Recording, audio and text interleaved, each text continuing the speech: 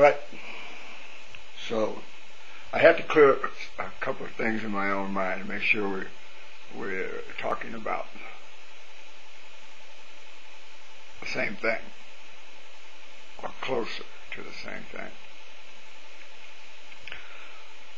I realize now that you've taken what you're aware of. You said originally that it was a way of being, and I didn't realize that you were talking about a method, a way of experiencing life, an ongoing method.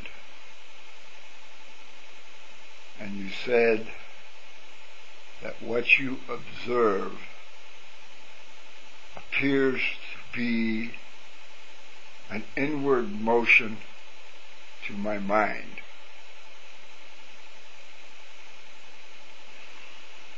And I thought that meant a beginning. I started in a place. I started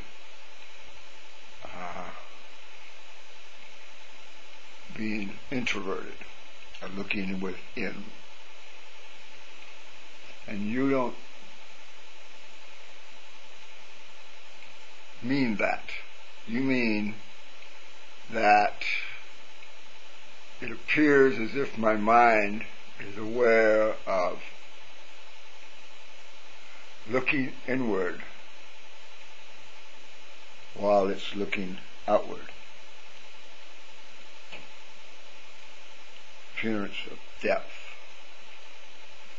So as I said, it's a method.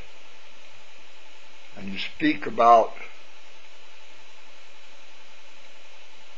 experiencing life, doing it differently. And I don't understand that, because I can't imagine what that could be like without a point of reference to myself. So if you'll explain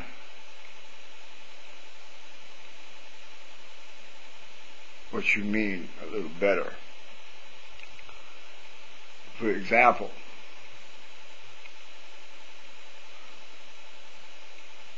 I am impressed that you are aware of something and that you think it is an awareness of my mind.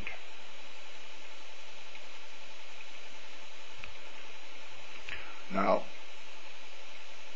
as far as I can understand, for me, consciousness requires that I recreate myself and that which is without me or outside of me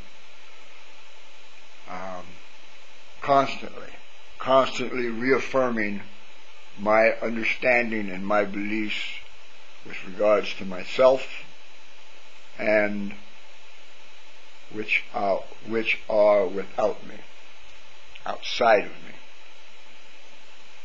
And I'm aware of doing that. I'm curious if that's what you are aware of. Otherwise, I would like you to try and explain it in further detail.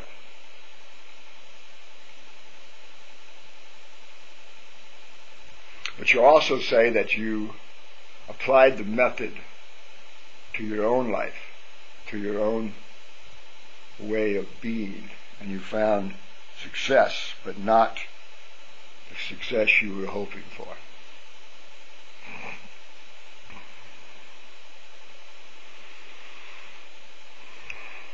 It did not instantly free you from pain and suffering as you had hoped it would. Pain and suffering is an interesting thing. And when we first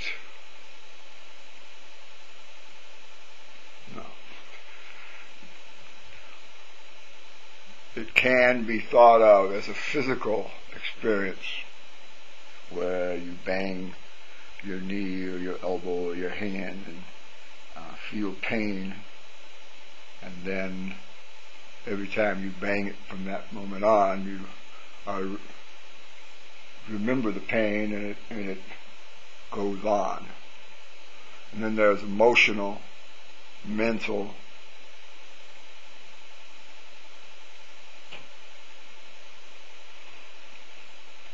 but there is a spiritual pain.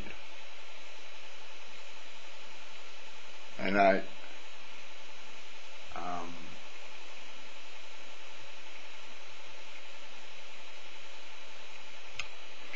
for example, every time you tell a lie, you violate a rule. And unbeknownst to us, we just assume it's a lie, and the ramifications of the lie on the external world is all that we are accountable for. But in truth, the lie affects our character. It affects our being. It affects how we see ourselves. And although we minimize in our mind the effect of the lie, it is affecting us. And it affects us in a way that is not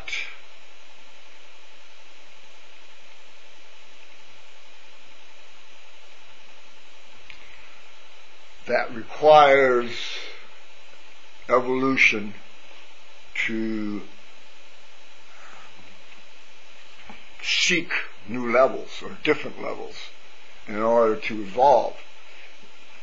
The natural evolution is to go in this direction, and you don't get in its way, then it will go. But if you get in its way, like lying or not being true to yourself, it has to have effects on your being. And this has to be felt. It has to be experienced at a level above and beyond than the physical, the emotional, the mental. So, a clear understanding of what the pain and suffering is important.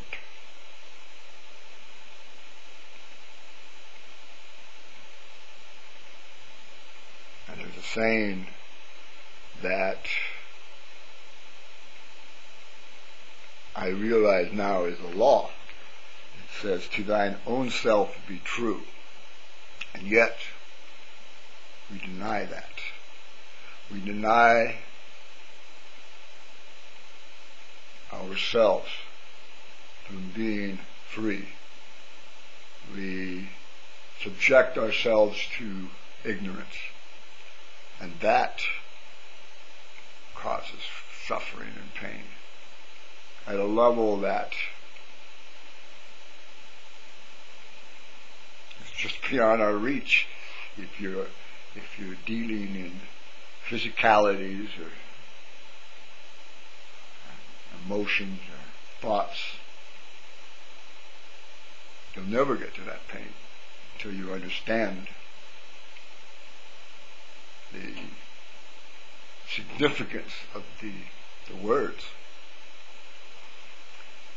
So, I ask you to give me an idea of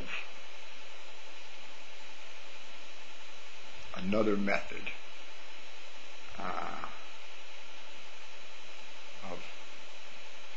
how it could be done, how experiencing life could be done without having an understanding of self. And I would like to understand more what you mean by pain and suffering.